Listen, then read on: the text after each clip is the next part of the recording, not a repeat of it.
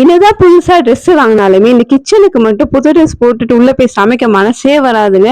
நைட்டியே வாங்கினா கூட அந்த நைட்டியை வந்து ஃபர்ஸ்ட் நாளே கிச்சன் பக்கம் போய் சமைக்கவே மாட்டோம். கிச்சனுக்கு ஒரு 4-5 ட்ரெஸ் வச்சிருப்போம், பழைய ட்ரெஸ் அந்த மாதிரி தான். அதை போட்டு சமைச்சாதான் நம்மளால கடகடன்னு வேலை ஆகும், கடகடன்னு சமைக்க முடியும். இப்ப இந்த கோஆர்ட்ஸ் வந்து நான் வீட்டுல போட்டுதான் ஆசையா வாங்கினேன். ஏன்னா நைட்டியே போட்டுட்டு இருக்குமே, இதை போட்டா பக்கத்துல எல்லாம் கடைக்கு ஈஸியா போயிட்டு வரலான்ட்டு.